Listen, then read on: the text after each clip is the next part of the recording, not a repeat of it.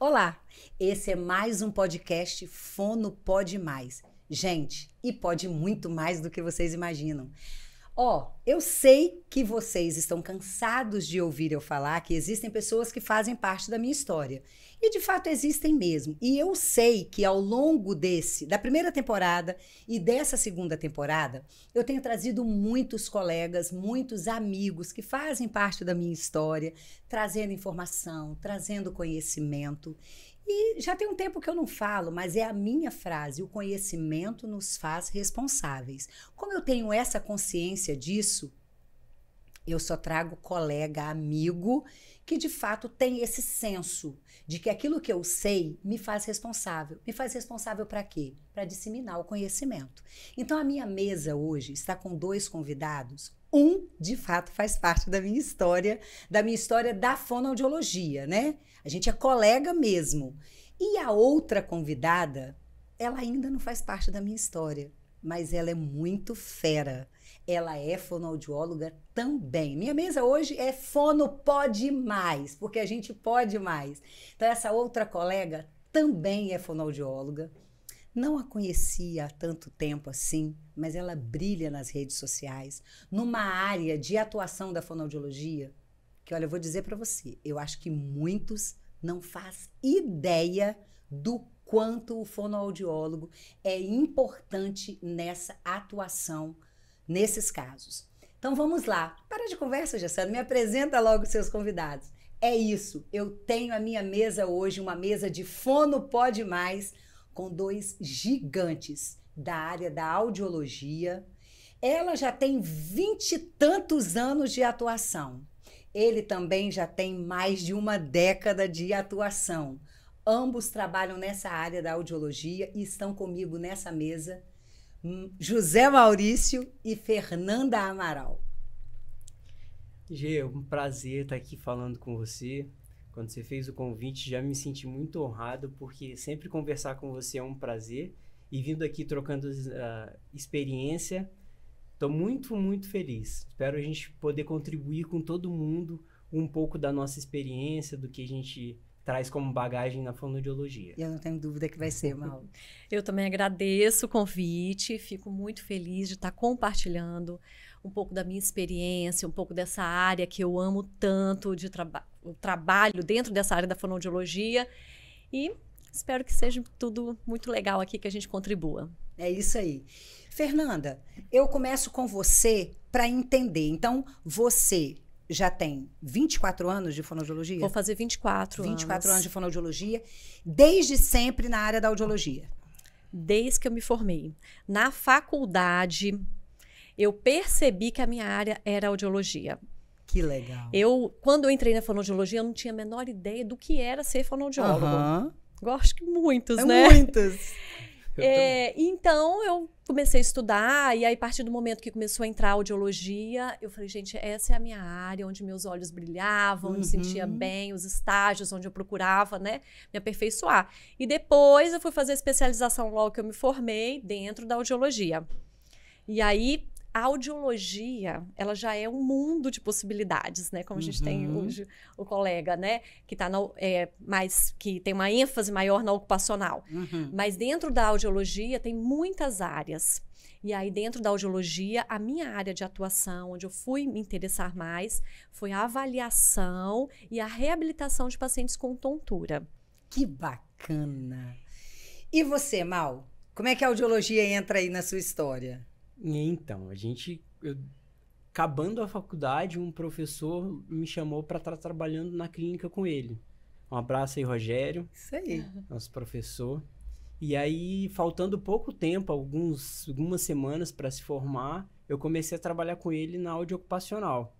E aí logo peguei o carimbo, né, o registro, e aí continuei, trabalhei durante 1 ano lá e depois fui me aventurar mundo afora. Mas é outra rolê. Conversa, outra conversa. E aí nunca deixei de atuar na parte de áudio ocupacional. Me aventurei em outras áreas da fonoaudiologia, mas sempre fazendo alguns trabalhos, alguns meses, cobrindo algum colega, porque realmente é uma área que eu gosto, que me identifico. E É isso aí. Gente, vocês vão me pegar várias vezes falando mal. É porque esse cara é meu querido, né? Então é intimidade. Mas é José Maurício, meu mal. Eu também. Eu nem sei chamar de Sandra. Só gente. Sem contar que ainda é xará do meu marido, né, Mal? Fica É mais isso aí. fácil, né? Meu marido chama Maurício, Fernanda. Olha só. Então vamos lá. A gente já conversou um pouco sobre aqui, né, a história de vocês dentro dessa área da audiologia, que é uma especialização da fonoaudiologia. Então vamos esclarecer, né, para os nossos ouvintes o que é audiologia, porque aqui a gente, até então, eu falo muito da fonoaudiologia hospitalar, da área de reabilitação na disfagia, na linguagem, na neopediatria, principalmente nas disfunções orofaciais, nas funções estomatognáticas. Então, eu preciso que os meus ouvintes sejam inseridos nesse contexto. O que é audiologia? Quer que eu fale? Posso falar? Então, a audiologia, ela é uma especialidade e que eu percebo que muitas pessoas, quando escutam o nome fonoaudiologia, elas esquecem da parte de trás, depois, né? Elas esquecem do audiologia. Porque é uma parte da fonoaudiologia onde a gente vai estudar o sistema auditivo e as relações desse sistema auditivo com outros sistemas. Então, dentro dessa audiologia, a gente vai estudar como que funciona esse aparelho auditivo, como que esse aparelho auditivo pode ser reabilitado ou através de próteses auditivas, como que ocorre a prevenção de alterações auditivas, tanto do ruído, por exemplo, que a audiocupacional se ocupa muito disso, de prevenção de perdas auditivas e em reabilitação de alterações auditivas também. Estuda o processamento, como que funciona aquilo que você detecta. Então, uma coisa é detectar um som, a outra é processar esse som. Então, o processamento auditivo desse som. E estuda as alterações que fazem parte do ouvido, que é as alterações do labirinto, que aí é a área que eu estudo. Então, alterações do labirinto e como reabilitar, como avaliar e reabilitar. E dentro da avaliação das alterações auditivas, são muitos testes. Então, existem muitas maneiras de você estar avaliando, desde testes não instrumentalizados, como testes instrumentalizados, onde você vai avaliar todo esse aparelho auditivo. Tanto a cóclea, o ouvido, por exemplo, todo. A cóclea, que é o órgão que detecta a audição, o labirinto, que detecta as acelerações angulares, os canais, e os outros órgãos, que são os órgãos otolíticos, onde detecta acelerações lineares. Então, como que esse aparelho periférico detecta todas essas informações e como que ele manda essas informações para o sistema central, né? É isso aí. Olha, gente, bacana, né? E você, Maurício? Só complementando a fonoaudiologia, ela é uma área que vai trabalhar com a comunicação humana. E assim, a audiologia está incluída nessa parte da comunicação humana. Não quer dizer que é o único meio de se comunicar, porque a gente tem as pessoas que falam até com libras, exatamente, e tem outro tipo de comunicação humana que até com o olhar, né? Isso é muito evidente na época da pandemia, que a gente se comunicava com o olhar, né? Então, e aí, a parte da audiologia, posso falar, eu não sou audiologista. No Brasil, o audiologista, que é assim, a pessoa que se especializou, que foi, e aí se especializou na parte da audiologia, e aí fez todo o processo e virou audiologista. Mundo afora existe a área exclusivamente de audiologia. É separado. É. E aqui no Brasil a gente tem isso porque a fonoaudiologia é a área que lida com... É a ciência que estuda a comunicação humana. Exatamente. Né? E eu acho muito interessante porque eu tenho um pezinho na audiologia, não é minha área de atuação. Eu sou da fonoaudiologia hospitalar, assim como você, Fernanda. Desde a faculdade, desde a graduação, meu olho brilhava para hospital. E aí, tanto é que no primeiro episódio, se você quiser, pode ir lá, tá, gente? No primeiro episódio que eu conto um pouco da minha história, como que surgiu esse amor pela fonoaudiologia hospitalar. Eu, Maurício sabe muito bem disso, meu coração sempre batia por hospital. Como que eu ia ser inserida, até porque há uns anos atrás, hoje a fonoaudiologia hospitalar, ela é extremamente importante, né? Na pandemia, nós trabalhamos muito, a gente salvou vidas junto com os nossos colegas médicos, fisioterapeutas, enfermeiros, dentro da unidade intensiva. E eu tenho pós-graduação em fonoaudiologia intensiva, em gerontologia, em fonoaudiologia hospitalar, em disfagia, em fonoaudiologia neonatal e pediatria. Então, assim, eu fui toda voltada para esse ambiente hospitalar. Mas na graduação, como meu olhar era assim, eu quero ambiente hospitalar, eu quero ambiente hospitalar. Onde eu fui cair? Fazendo o teste da orelhinha. Aí, então, eu me tornei monitora do teste da orelhinha no IMABA. Então, eu fui para o IMABA, eu estagiei lá, eu depois me tornei monitora. Então, o meu pezinho é aí. Então, quando a nossa lei de 2010, do teste da orelhinha, né? Eu tenho o meu dedo lá, porque eu fiz um trabalho voltado para a importância do teste da orelhinha. Esse trabalho foi apresentado pelo Senado, pela Câmara, e logo a lei foi aprovada. Então, eu tenho uma paixão muito grande por essa área. Sei que eu tenho o dedo, a mão, não sei que tanto que eu tenho. Eu sei que eu tenho na lei de contribuição para essa lei de 2010, que é do teste da orelhinha, que é a importância do diagnóstico precoce com as emissões otoacústicas dentro da maternidade. Você que está me ouvindo, você tem direito, o seu filho tem o direito de sair da maternidade com o teste da orelhinha realizado. Hoje, com o teste da linguinha, também, lei de 2014, também realizado. Então, a minha área de atuação dentro da audiologia é essa. Eu faço os testes da orelhinha, né, dentro da maternidade, e quando existe o fator de risco, eu faço o Bera triagem, não o Bera diagnóstico. Mas aqui nós temos duas pessoas na área da audiologia totalmente distinta, né? Você trabalha em algo, Fernanda, que eu enquanto fonoaudióloga, o tanto que eu fico apaixonada, Maurício, por saber como que nós somos importante, e talvez o nosso ouvinte não saiba, quando ele tem uma labirintite, quando ele tem uma tontura, que a reabilitação, além do que é medicamentoso, ela é com fonoaudiólogo, que seria na área da otoneuro, não é isso? Exatamente. Fala para mim, filha. Olha só, Gi, esse trabalho da otoneurologia dentro da fonoaudiologia, ele é um trabalho novo, né? A especialização nessa área ocorreu no ano passado, em dezembro. Especialização na fonoaudiologia de otoneurologia, né? Então, ela é mais uma especialidade da fonoaudiologia agora, a otoneurologia. Então, os fonoaudiólogos que são capacitados para avaliar esse sistema que causa tontura, esse sistema vestibular, e reabilitar o paciente. E aí, se você me permite falar um pouco sobre isso... Vai! A tontura...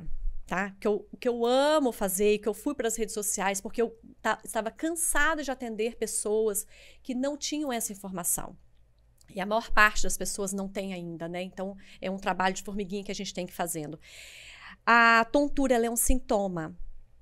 Então, ela é apenas um sintoma. Várias alterações no nosso corpo podem provocar tontura. Você consegue perceber, por exemplo, se você bebeu muito vinho. Logo que você começa a beber, passa um pouquinho, você vai começar a ficar tonta. Por quê? Esse sistema que a gente tem, ele consegue absorver o álcool e gerar alterações no líquido que a gente tem com relação às estruturas sensoriais e gerar essa sensação de tontura.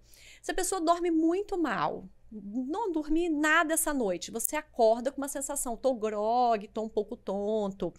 Então, é um sintoma que tem. E existem muitas outras causas, isso daqui são coisas cotidianas, doenças que provocam tontura.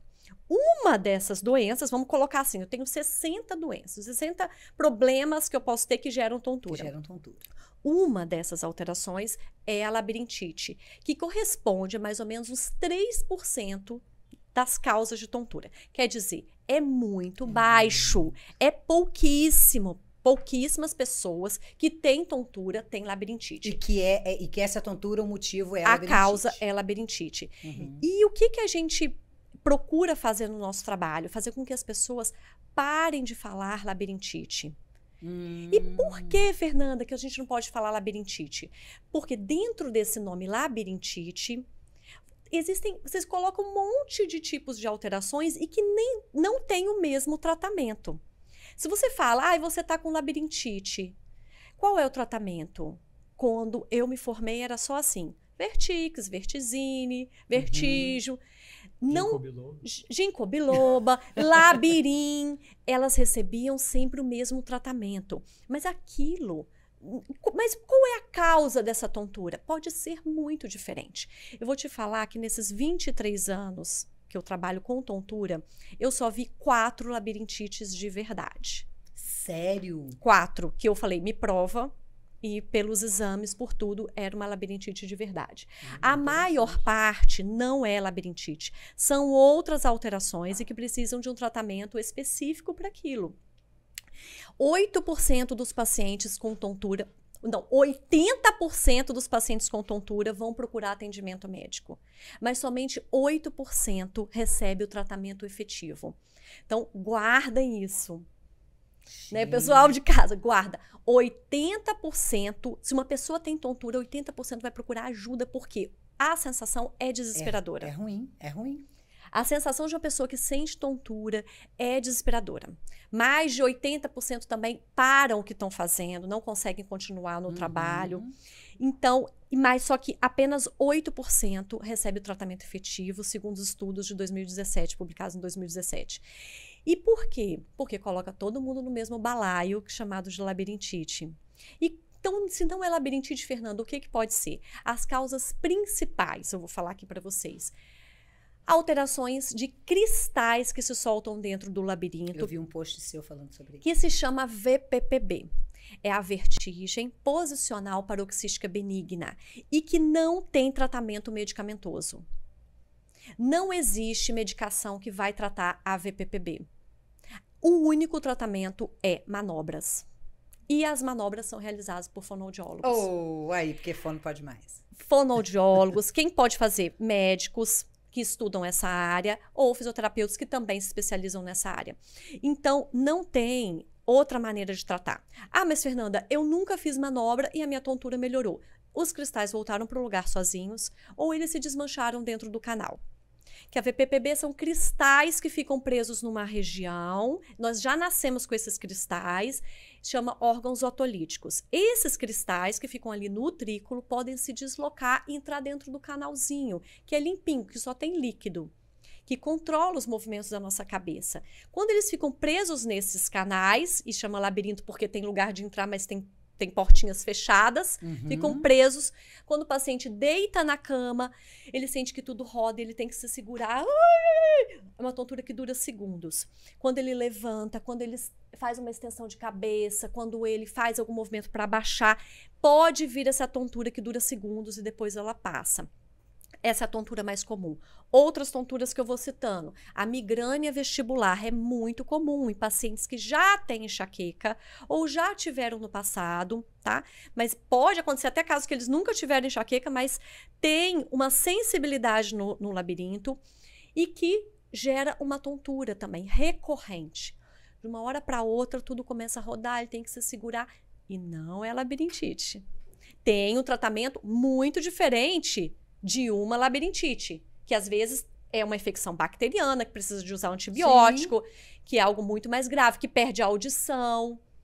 Agora, tem outras alterações. Doença de Meniere, né, que é causada por uma hidropsia endolinfática, que é um aumento do líquido dentro do labirinto. Não é labirintite. Vai ter um tratamento, um cuidado, orientação específica.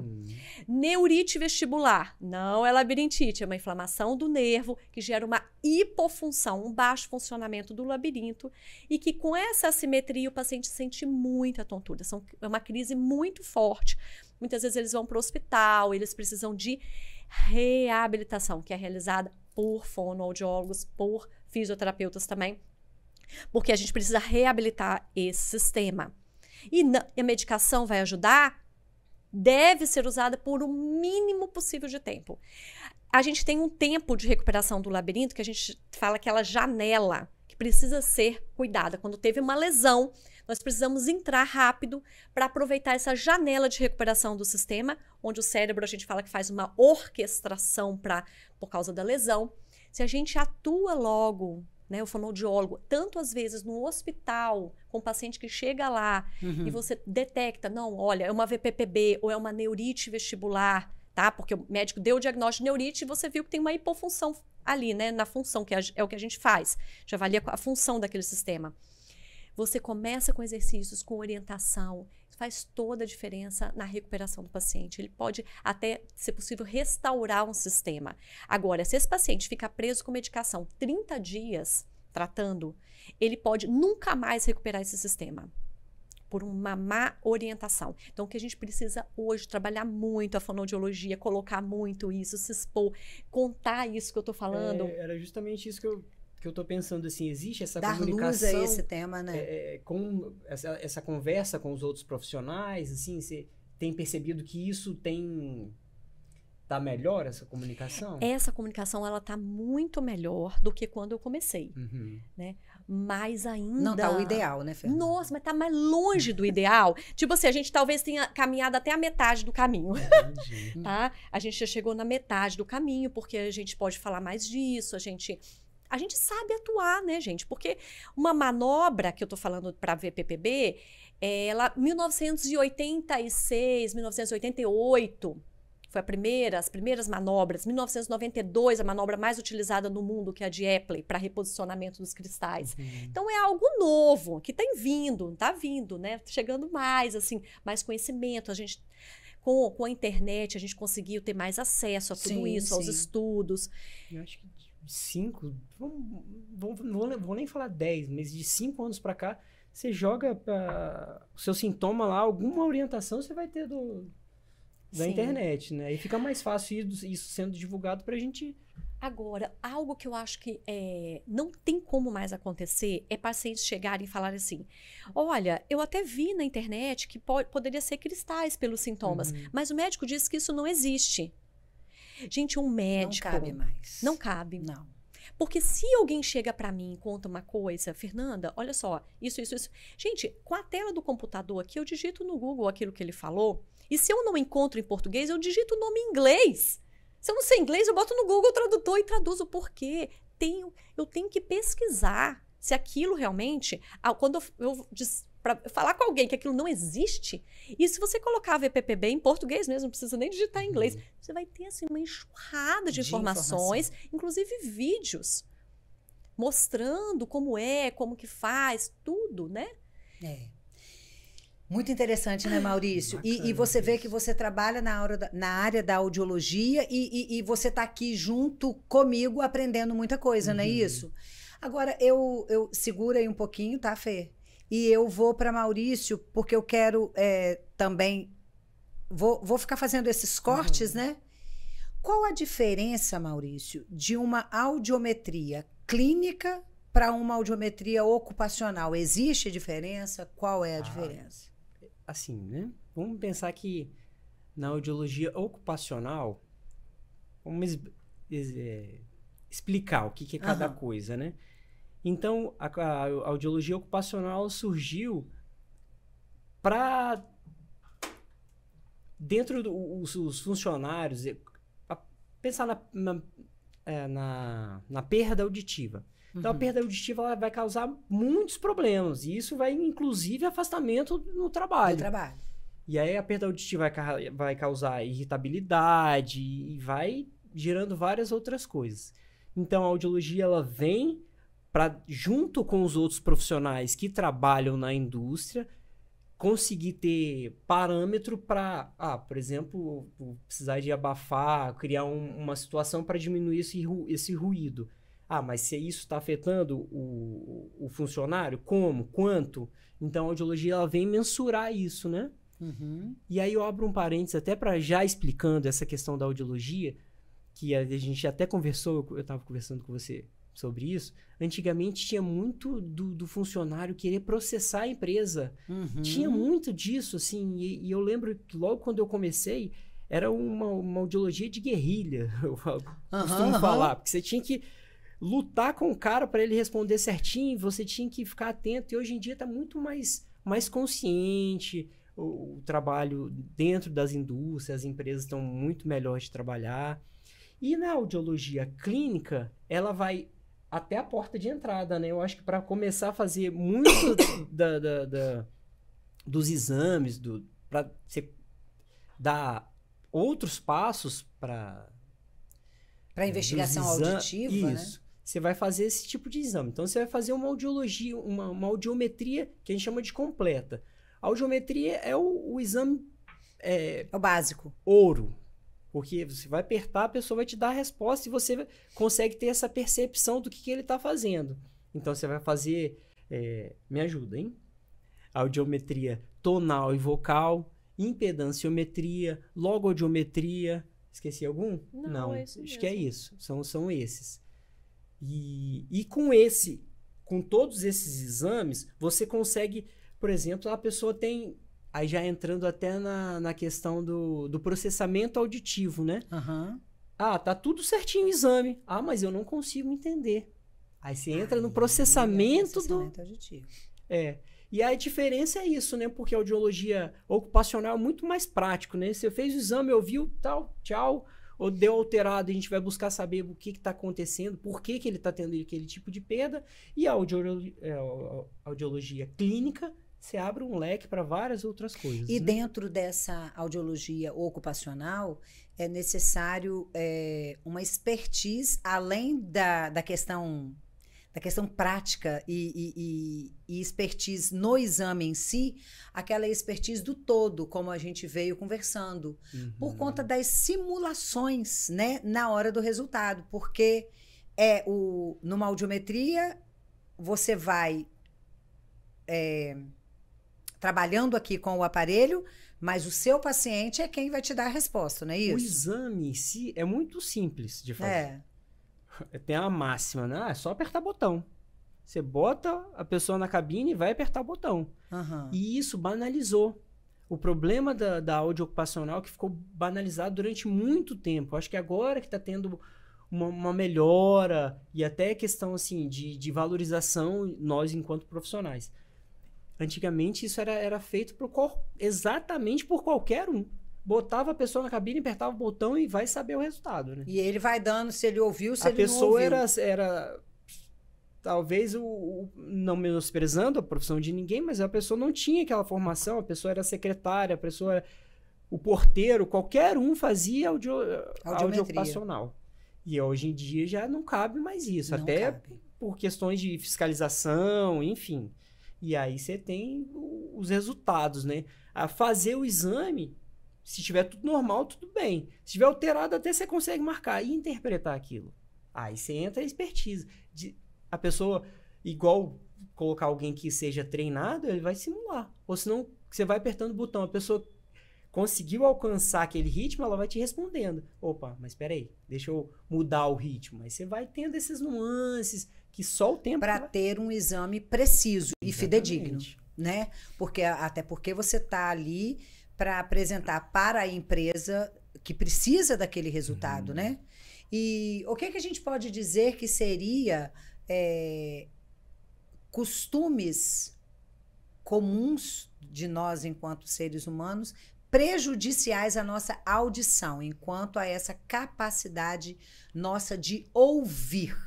E depois eu vou te perguntar sobre essa área mais específica. Tá. Assim, né? Eu tenho um paciente que chega para fazer exame comigo lá, que ele tem 70 anos. Mas é uma pessoa que caminha, que aí eu entro até na questão, tem um zumbido. O zumbido é muito assim, né? Eu não sei as porcentagens, mas a pessoa tô com zumbido. Zumbido pode ser um mar de coisas. Eu acho que não sei se já trouxe alguém falando sobre de zumbido, isso. Não. Então, você tem um universo para saber o que é o zumbido. Inclusive a perda auditiva. Naquela área específica que está alterado naquela frequência, pode causar o zumbido. Então, retomando o que eu estava falando, né? Tem um senhor de 70 anos, mas é uma pessoa caminha, mesmo que trabalhou na área, usou certinho o EPI e tal. E aí você tem muitos jovens hoje em dia por conta dos fones de ouvido. Mas não pode usar fone? Pode usar fone. Desde que você respeita o limite que você tem que usar. Aí eu costumo dar essas orientações. Não, você quer ouvir fone? Eu ouço fone. Quando eu tô fazendo minhas atividades físicas, eu ouço fone. Ouço um pouquinho mais baixo, vou usar durante uma meia hora, vou dar uma pausa, né? A questão dos jovens hoje em dia é o excesso do uso de fone em volume muito alto. Aí usa Ei, de preferência... Milena, tudo bem? Ah, entendi. Continua, Mal. Os fones in-ear, que eles chamam, né? Aquele que plug ainda é pior do que o de concha.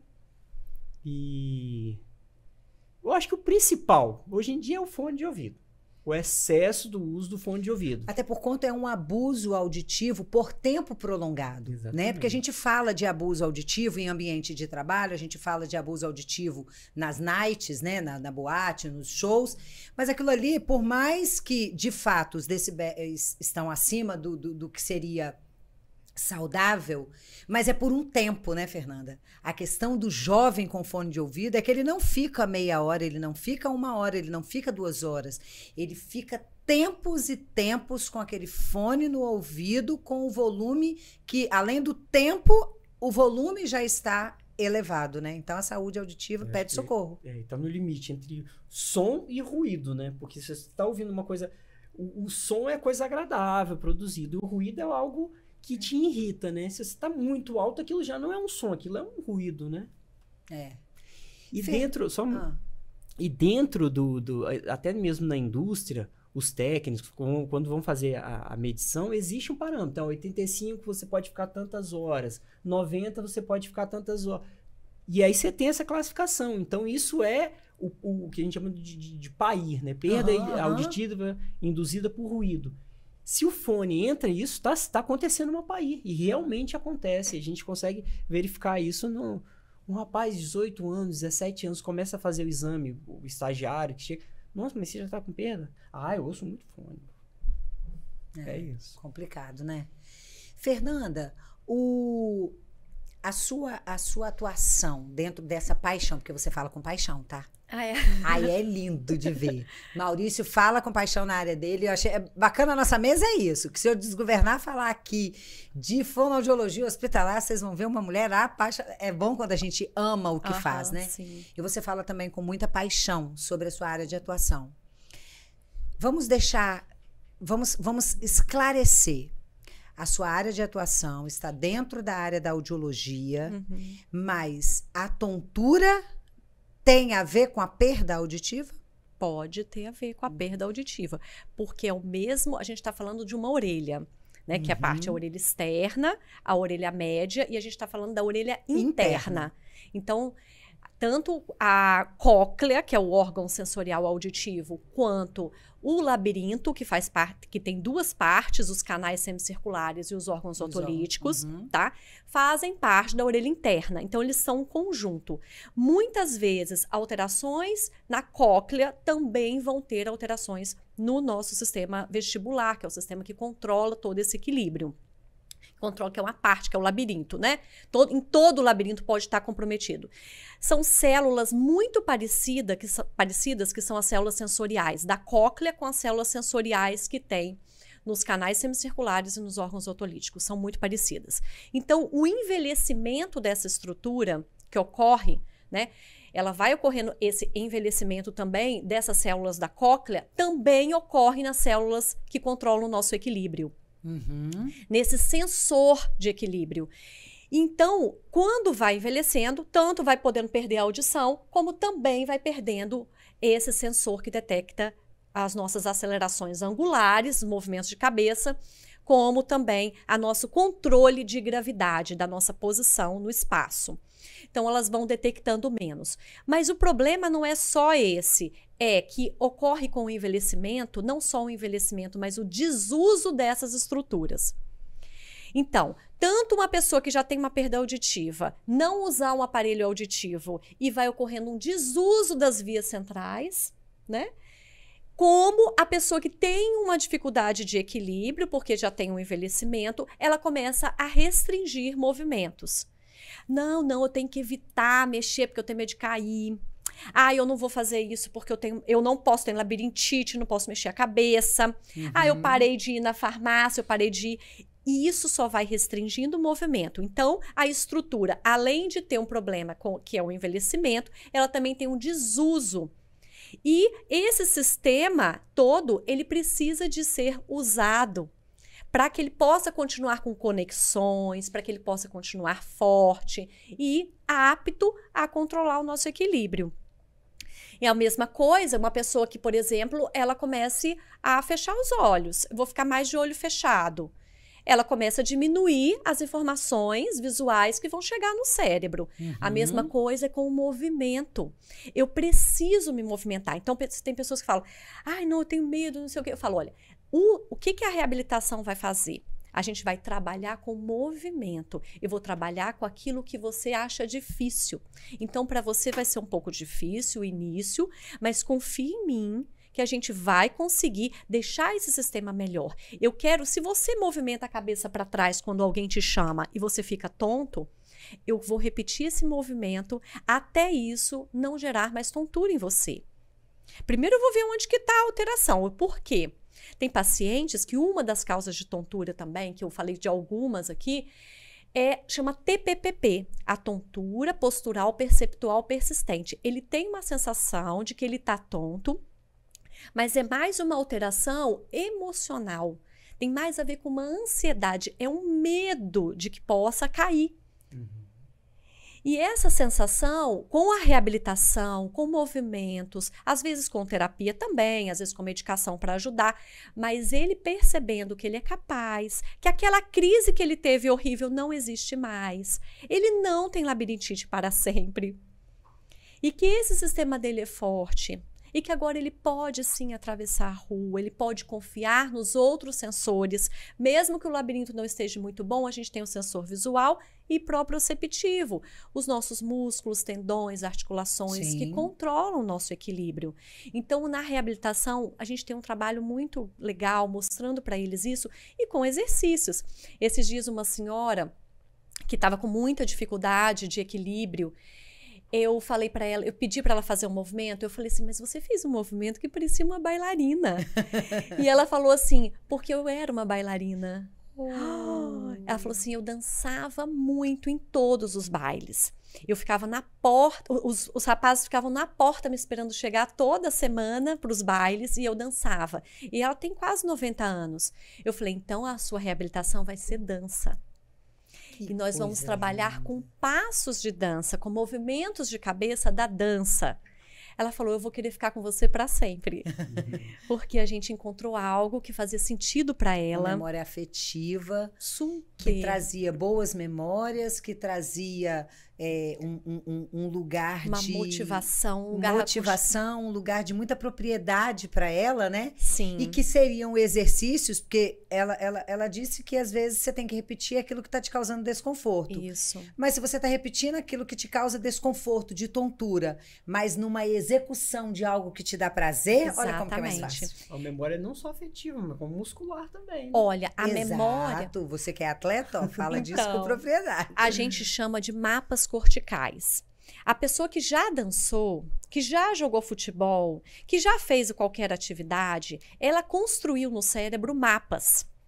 E esse mapa pode ter ficado interrompido por desuso, por uma lesão, mas ela existe. Então, quando eu conecto novamente essa plasticidade, o que é a plasticidade? Essa capacidade do cérebro de se recuperar, isso aí. né? De se recuperar mediante a estímulo. Eu preciso de estímulo, então eu vou ligar novamente essas estruturas a esses mapas que já existem no cérebro dela e ativar isso de novo. Então, quando eu pedi o movimento, que ela fez um movimento que... Falei, esse movimento não é comum na idade dela. Ela bateu o olho no ponto e virou a cabeça com uma rapidez. Giro de cabeça de bailarina, giro de cabeça. É o ponto. Viro. Eu falei, você tem mapas disso. E o que ajuda, né? Eu nunca fiz balé e não sou dançarina, mas minha filha mais velha sempre fez balé, que eles falam que é o giro de cabeça, você tem sempre um ponto, por isso eles giram e não ficam tontos, Sim, né? Porque o trabalho da reabilitação, ele é com movimentos dos olhos, movimentos de cabeça e movimentos que liguem esse sistema à parte proprioceptiva. Então, são sensores do equilíbrio que a gente vai estar trabalhando. Porque nós, humanos, temos uma capacidade que é de manter nítida uma imagem enquanto a gente faz movimento de cabeça. Sim. E esse movimento, quando o paciente tem alguma lesão, isso não acontece. Ele vai mexer a cabeça e as coisas balançam junto. Então, a gente precisa de aumentar essa precisão, aumentar esse reflexo, de manter nítida a imagem, mesmo com qualquer movimento de cabeça. Você já ouviu falar no método Padovan? Já ouvi falar, só não tenho conhecimento. Então agora vai. Se você viu um link aí, pode falar, porque É assim, né? Daria Maurício um podcast inteiro. Maurício é especialista no método Padovan. Ele trabalhou muito, né, em reabilitação com isso. Ele pode contar um pouco da história.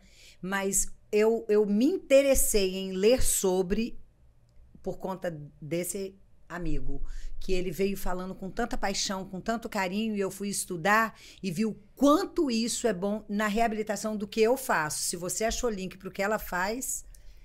Vou contar a história, assim, porque muitos não conhecem, como eu não conhecia, de como surgiu o método Padovan. Né? O método Padovan é de reorganização neurofuncional, que se chama. Tem tinha, né? Ela faleceu tem pouco tempo, uma fonoaudióloga chamada Beatriz Padovan. E ela era uma dessas almas iluminadas, né? inquietas, que ela pesquisou vários métodos de coisas que já existiam de terapia, e ela foi bebendo essa água, né? E dentro alguns pensadores, e ela criou uma reorganização neurofuncional. O que é isso?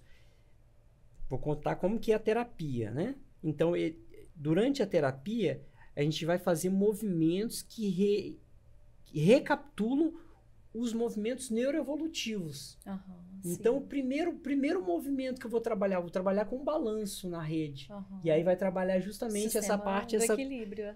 E aí, durante a terapia, a gente sempre vai recitando poema, vai cantando uma música e vai trabalhando, por exemplo, um outro exercício que a gente faz é esse movimento aqui, ó. E aí a gente também vai trabalhando essa parte. Claro que eu vejo que não é uma coisa tão específica assim. Se durante o método Padovan, a avaliação, a gente identifica que tem uma pessoa que está com algum fator limitante que não vai conseguir executar, encaminha para fazer essas reabilitações próprias, mais específicas, e depois você trabalha como um todo. O nosso organismo é um todo. Se está afetando aqui, vai me afetar a postura, meu jeito de andar, o hálux, o dedão tem a ver também. É muito interessante quando você faz um movimento no dedão do paciente, que é um outro, vem aqui em cima e a pessoa consegue fechar a boca. E assim, o método Padovan é uma coisa que dá pano para manga, para falar bastante. Mas é muito interessante. Eu quero só chamar a atenção que existe esse método e que vale muito a pena estudar, porque tem se trabalhado muito com o TEA, com os transtornos de espectro autismo, e tem tido resultados muito bacanas. Acho que depois de um outro momento, a gente quiser, se for interessante, abrir o espaço para a gente estar conversando, eu posso chamar também uma outra colega para a gente estar falando. Mas também trabalha muito com a questão da reabilitação. Não trabalha com a reabilitação, mas trabalha com esses movimentos, né? Então, você pega movimentos, assim como a Fernanda está falando, e são colocados nessa terapia com a aplicação do método Padovan. Os movimentos já existem, né? Então, você vai iniciar com um exercício e você vai conduzindo. O terapeuta é um condutor, então ele já tem uma sequência de exercícios e o terapeuta vai conduzindo. Então, vai fazer um movimento, daqui a gente já vai para o outro, e tem um caminho, né?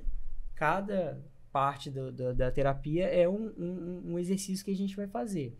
Então, por exemplo, bem reduzido aqui. Então, a gente vai balançar na rede, depois faz os movimentos da perna, e aí faz pensar como que a criança, quando você bota ela de perna para cima, o que ela vai fazer? Vai fazer o movimento da perna. Então, você vai fazendo esses movimentos, criando novos sinapses. Você vai criando novos caminhos, né? E aí você vai fazendo essa reabilitação de cima para baixo, porque você também está recitando música, então está entrando informação aqui. Se, por exemplo, a criança faz troca, eu vou usar poema, eu vou usar música com aquela troca para fazer um bombardeio auditivo. Que interessante, né? Sim. E o que é muito legal que a gente está percebendo aqui no nosso bate-papo é o quanto cada vez mais já se é sabido, isso aí não se questiona, mas o quanto a neuroplasticidade ela está em tudo. Né?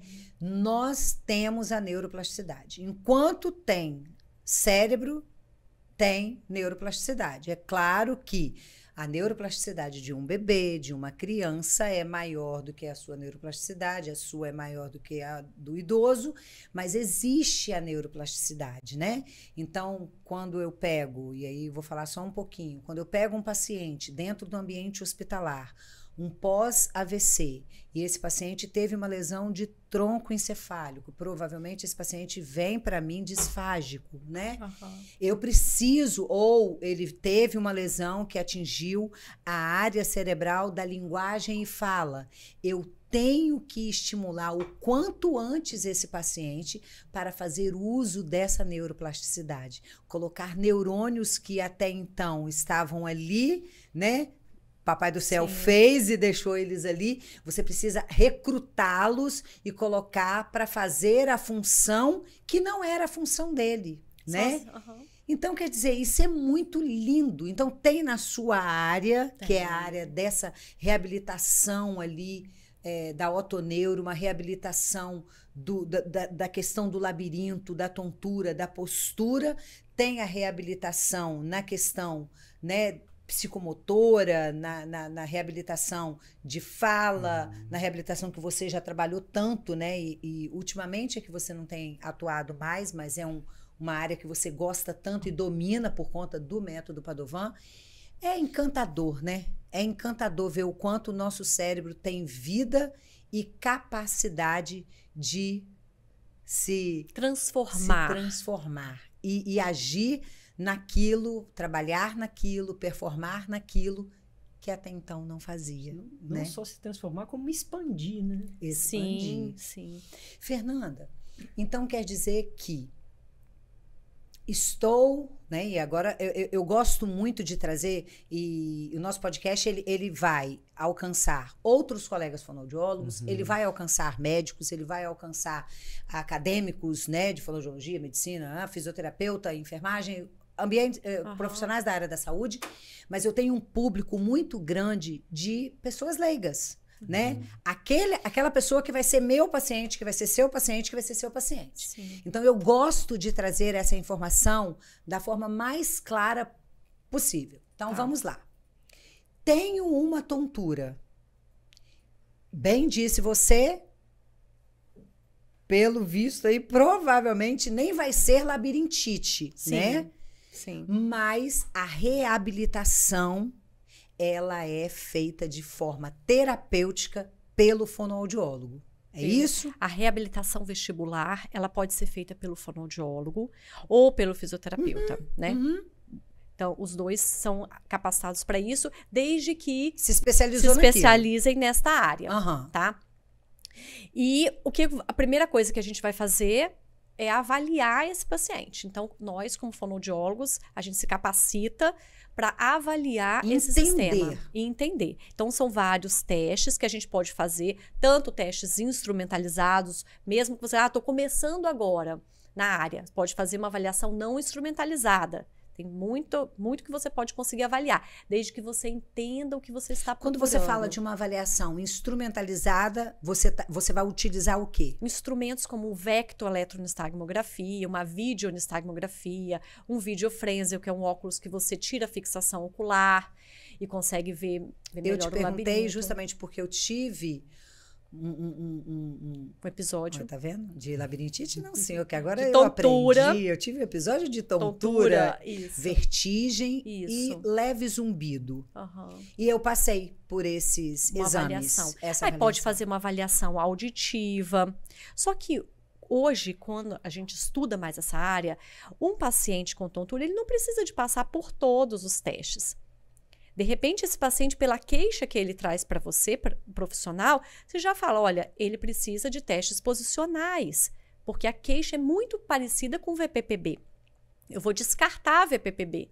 Você consegue ajudar muito mais rápido esse paciente, que às vezes, por exemplo, você chega no consultório médico, e era assim antes. Aí ele vai ouvir o que você falou, ele vai te mandar para uma audiometria e para uma vecto, que era o que mandava mais, né? Sim, A sim. vecto. Áudio e vecto, audiometância e vecto. Aí, a partir dali, você vai, depois vocês voltam no outro dia e mostra esse exame. Ali, às vezes, já passou uma semana, você com tontura.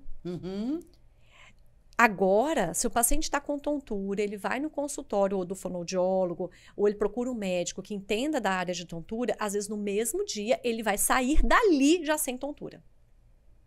Ele pode sair do consultório sem a tontura que ele chegou.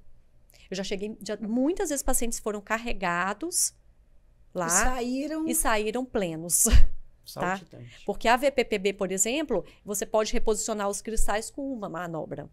Em uma manobra. E o paciente que estava sofrendo, porque a VPPB dá tontura mais na hora que deita e levanta. Só que esse paciente não sabe que esse cristal, que é cristal, que modifica na hora que deita e que levanta. Então ele tem a sensação de que qualquer momento ele vai ficar tonto. E ele, às vezes, levanta a cabeça e ficou tonto. E abaixa, ficou tonto. Então ele não sabe exatamente qual é a posição. E aquilo gera também ansiedade, vem junto com a ansiedade. Sim, sim. Então, tem pacientes com crise de tontura que vão para o hospital e que não tem nada central, não tem nada tão grave. Mas a sensação dele é que vai morrer, que ele precisa de ajuda muito rápido, né? Então, quando ele tem um profissional que olha e que realmente sabe orientar, e uma coisa muito legal é que quando a gente estuda, a gente consegue diferenciar alterações periféricas de alterações centrais. Então, muitas vezes chegou o paciente lá que estava alterações periféricas tranquilo, que saiu pleno. Outros que, a partir do momento que eu olhei nos olhos do paciente, que eu consigo identificar as alterações centrais pelos olhos, eu já falei, olha, você vai sair daqui e vai para um hospital que tem um neurologista de plantão. Ali, antes de eu falar com ele, eu já vou lá, ligo para algum médico, falo, conhece qual hospital que está com neurologista de plantão? Falo, olha, você vai sair daqui. Eu quero que você passe pelo neurologista, para ele dar uma olhadinha, para que a gente possa ficar tranquilo hoje, tá? Então, e assim, minha Nossa Senhora, eu falo, gente, quantos voltam lá agradecendo? Falando, você me salvou. Fiquei internado. Eu estava tendo um AVC de cerebelo. Olha. Eu estava com uma alteração muito grave acontecendo lá. Tal. Então, a gente conseguiu identificar isso ali, separar aquilo que eu posso tratar aqui no consultório, daquilo que eu preciso de encaminhar urgente, daquilo que eu preciso de encaminhar para outro profissional. Então, esse papel ali do fonoaudiólogo que está atendendo é muito, muito bonito. E a gente estudar e conseguir fazer isso... Sim. Agora, muito legal. A gente ouve ela falando, isso é uma coisa que eu falo muito. Isso tudo a gente só tem com uma boa anamnese, né? Eu bato muito nessa tecla aqui. Eu estou inserida dentro do ambiente hospitalar, minha equipe Medifono, beijo meus amores, meus fonoaudiólogos. Eu bato muito nessa tecla com a minha equipe. Gente, faça uma boa anamnese. Para com esse negócio de não vou ouvir muito, é muita historinha, é muita reclamação. Ouve. Imagina o tanto que isso te dá clareza para você saber uma postura, uma manobra, uma técnica ali. Sim. É isso. Eu aplicando esse método Padovan, é isso. E a anamnese vai além daquele papel. Muitas vezes você conversando aqui, olhando para trás, mas fulano de tal. E aquilo que se... Igual na parte de o cara tá de costas, você pergunta alguma coisa, você tá fazendo uma anamnese, tá perguntando, ele tá te respondendo. E aí você já consegue ter, acho que a anamnese vai além do que tá escrito. Vai muito além. Eu não tenho um protocolo de anamnese que eu vou seguir aquele papel e eu tô anotando. Não, isso eu não faço. Até porque a vida dentro do ambiente hospitalar, ela é assim, ó. Eu chego, vou avaliar você no leito hospitalar e ali eu tô e eu olho ali... O que você é da Fernanda? Ah, você é o esposo. E aqui eu converso com o esposo, já fazendo a minha o meu processo de avaliação, se é de uma disfagia, já ofertando algo, se é de linguagem e fala, já tentando ver que resposta você tem, se você tem compreensão, se você não tem. Então, assim, é isso. Não existe eu carregar um papel para ficar fazendo xizinho dentro de um ambiente hospitalar. Não existe você estar sentado aqui na frente do paciente com uma queixa de uma tontura, um paciente com uma queixa de vários outros transtornos, né, dentro da área que você reabilitou enquanto terapeuta ali, usando o método Padovan, e você ficar ali... ocupacional também. Mesmo na áudio ocupacional, e você ficar ali, não, é aqui, ó, eu estou conversando e já estou tendo a resposta, essa resposta já me leva a outra. Eu preciso ter esse olhar que vai além daquilo que é aquela queixa, né? É a responsabilidade que eu tenho enquanto a frase que eu sempre digo, ela é minha frase, o conhecimento nos faz responsáveis. Eu preciso disseminar o conhecimento que eu tenho, né?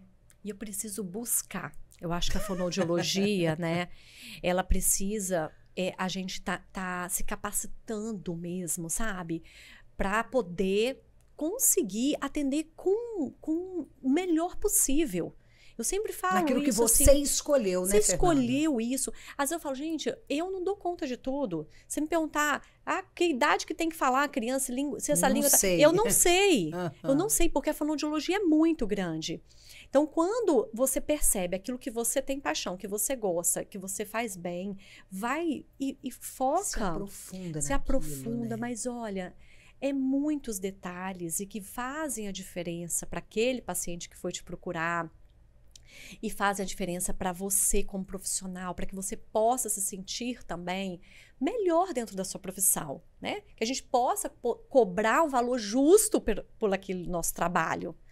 E isso a gente só consegue se a gente se capacitar, se Sim. estudar, focar, né, decidir realmente fazer Ser o melhor. especialista mesmo, né? Ser especialista. E olha, uma coisa muito importante, uma frase que eu sempre falo, que a gente que usa para tudo, né? Faça ao outro o que você gostaria que fizesse com você. E dê o seu melhor. Então, não sei o quê. Não é muito da minha área essa parte, mas eu vou te ajudar, vou te encaminhar para alguém que é legal, que vai fazer. Então, faça. Fernanda, eu vi que estava com os cristais soltos, mas aí o médico que tem que dar o aval, falando que eu posso fazer a manobra. Peraí, gente, nós somos uma profissão regulamentada, reconhecida. Se eu estou vendo que tem uma alteração funcional ali, eu tenho que ajudar esse meu paciente. Como é que vai ser? Só daqui a um mês que ele vai voltar para mim? Ele vai ficar um mês sentindo tonto? Como que eu gostaria que fizesse comigo? Se eu sei exatamente o que eu estou fazendo, que eu estudei para isso. Então, é aí que a gente tem que se posicionar. E a gente só consegue se posicionar frente aos outros colegas se a gente se capacitar.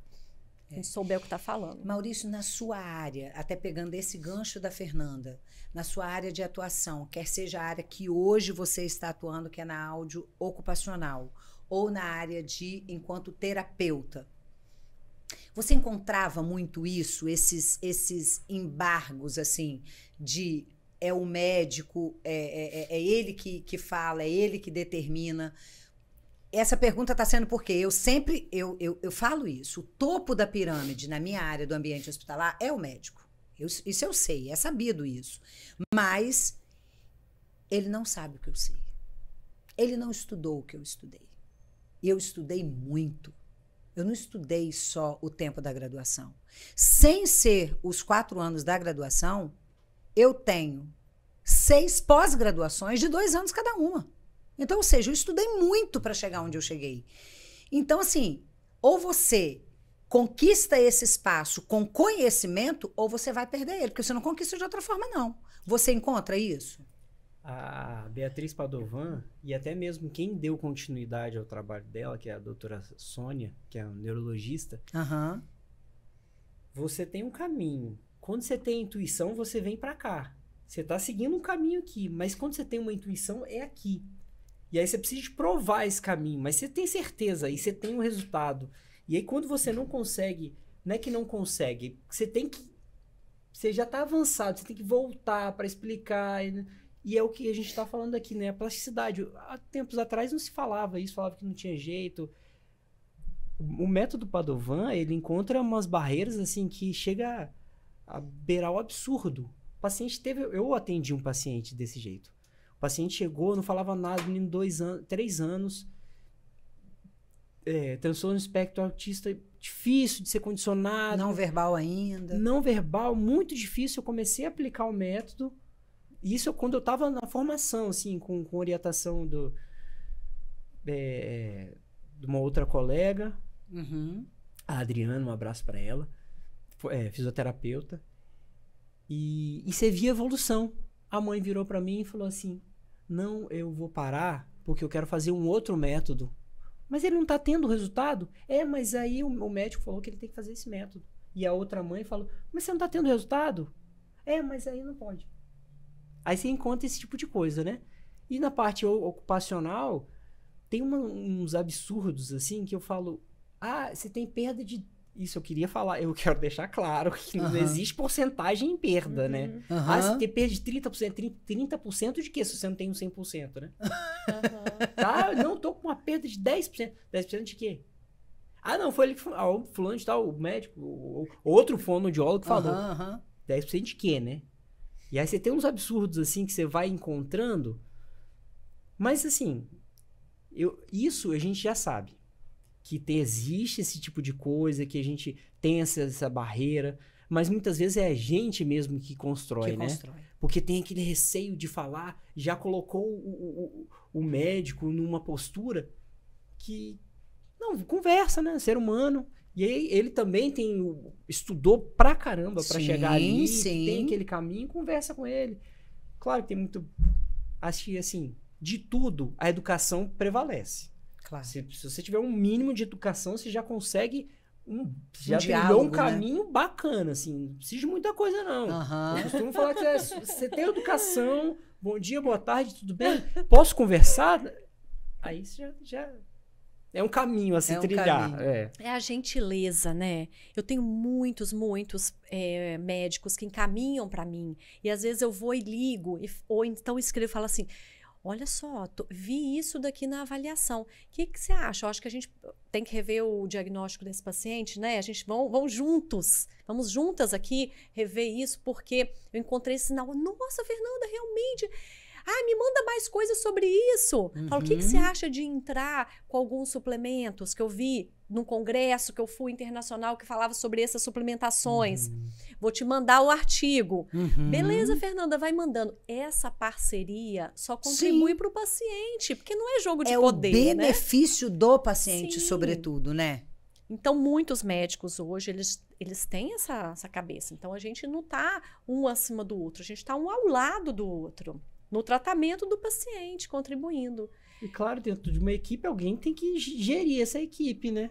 E muitas vezes é o médico que está nessa posição. Como na área militar tem um tenente, tem um capitão, tem alguém para gerir aquilo, para dar conta, né? Mas cada um tem sua função. Tem um exemplo só. Eu fui conversar com uma médica e falou, olha, mas não é assim, explicando o resultado, não é assim assado, o laudo é esse, não dá para fazer isso. Mas eu acho que não é assim. Aí eu falei, mas não é o que você acha, né? É o que está escrito, que os livros fizeram, as pesquisas, né? Aí a gente precisa mostrar, pensa, né? Mas eu acho um monte de coisa que não tem que ser assim, Isso né? aí. Então, cabe o que eu sempre digo, e que, pelo visto, infelizmente não é para todos, né? Nós trabalhamos com ciência. Ciência, achismo não cabe na área da saúde. Exatamente. Colega, achismo não cabe na fonoaudiologia. Vá se capacitar, vai trabalhar com ciência. E por que estudar diariamente? Porque o que era ontem não é hoje. E o que é hoje vai deixar de ser amanhã, porque ela evolui, ela cresce. Então, é você estar mais do que habilitada. Habilitada, a minha profissão me habilita a trabalhar Exatamente.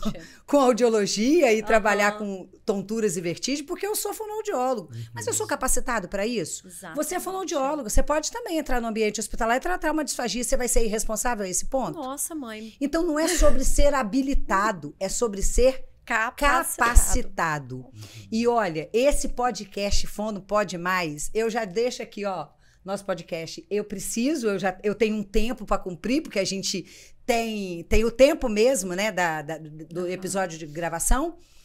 Eu me comprometo aqui com os meus ouvintes. Vou trazer você de novo, nós vamos falar só de método Padovan, tá? Eu já estendo o convite para uma outra colega que trouxe o método. Isso aí, é só você falar, a gente traz.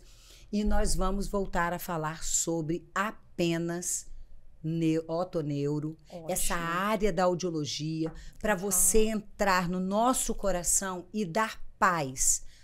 E eu me coloco, porque eu já estive em crise de tontura, vertigem, zumbido, e foi por conta disso que hoje você está aqui, porque eu procurei uma colega que trabalha com isso, foi nossa colega, né, Mal? E trabalha com isso, não pôde vir ao podcast, me indicou você. Beijo, Carol Mariane, você tá me devendo essa. E você tá aqui e você é uma sumidade na sua área. Eu quero você de volta e nós vamos falar muito. Você vai mostrar o que você... vou trazer os labirintos. Nós vamos abalar o Fono Pode Mais. Então, a gente parte agora para as considerações finais. Mal, faça suas considerações finais. Fale para pacientes e colegas. Deixe seu recado final e depois a Fernanda. Como eu até estava falando assim, né? Ser educado já é um caminho, né?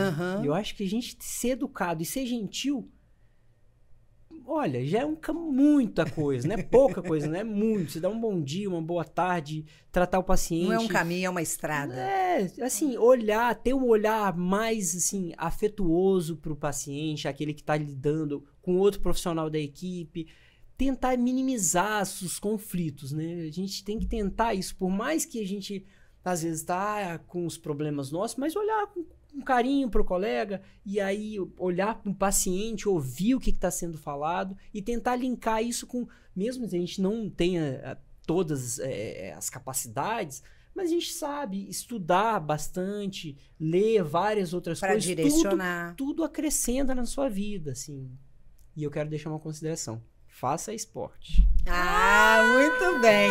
Você é meu atleta da capoeira, você é meu atleta agora da corrida. Maurício, José Maurício, você é o cara. Você tá na corrida agora, né? Capoeira largou? Acho que desde a faculdade, né? Mas como a gente falou aqui, memória afetiva não é a única coisa. Indo pro maratona. Aí, ó, tá vendo? Suas considerações, Fernanda. Então, com relação à minha área, né? Essa área de atuação, eu gostaria de falar, né, tanto para pacientes aqui, pessoas que sofrem de tontura, quanto para fonoaudiólogos que desejam trabalhar nessa área, que tontura tem tratamento. Tontura tem tratamento com o fonoaudiólogo. Existem manobras e exercícios que podem trabalhar com esse paciente que tem tontura. Orientação, eu falo, quando você não sabe nem como agir, orienta. Olhe, escute o seu paciente, deixa ele contar as coisas que ele tem, né? Então, tem um tratamento e não é só medicação. E parem de falar labirintite. Gente, muito obrigado porque vocês aceitaram o convite. Muito obrigada. Porque vocês aceitaram o convite, tá? Maurício, você faz parte da minha demais, história. Assim, já quero falar também, te cortando um pouquinho. Não, que isso. Agradeço, assim, pelo trabalho que você está fazendo, né? Pela fonoaudiologia, trazendo essas informações. Assim, é muita coisa, mas é muito mais ainda, né? Quando você joga, você lança isso numa internet que vai ficar de eterno, né? E você pode consultar isso depois. Às vezes traz uma... E eu tô falando porque eu consumo muito podcast. Eu acho legal, eu prefiro até do que assistir outras coisas. E aí você ouvir isso dentro trazendo informação é muito bom, né? Te agradeço demais pelo convite, me senti lisonjeado de estar aqui e ouvir também o que você falou, foi muito bom. Agradeço também pelas informações que você trouxe pra gente. Obrigado. Muito obrigada mesmo, porque você aceitou o convite, você sabe que você faz parte da minha história da fonoaudiologia, você sempre foi um querido e que a nossa amizade se perpetue e que venha o Fono Pode Mais com Maurício e o Método Padovan, parte 2, detalhada, não é isso? Fernanda, muito obrigada, tá? Que esse seja o primeiro de muitos encontros com você, não só aqui na mesa do Fono Pode Mais, mas na vida, porque pessoas boas, que amam o que faz, que são responsáveis pelo conhecimento que têm e divulgação do mesmo, eu quero sempre fazendo parte na minha vida. Eu que agradeço, nossa, foi ótimo. Eu gosto muito de falar sobre a fonoaudiologia e sobre essa área, né, de atuação, que é diferente das outras áreas da fonoaudiologia também. Então, foi um prazer. Obrigada. Muito obrigada mesmo. Vocês brilharam e que vem a nossa parte. Vai ser eu, você e eu. Vou aprender muito mais. Gente, é isso. Tá vendo que Fono pode muito mais? Esse foi mais um episódio do nosso podcast Fono Pode Mais. As nossas redes sociais vai ficar aqui. A rede social da Fernanda vai ficar. A do José Maurício também vai ficar.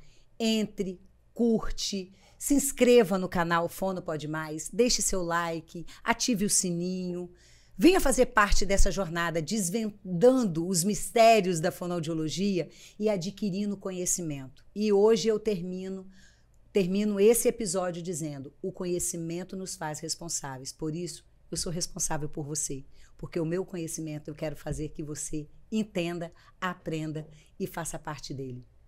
Beijo, até o próximo.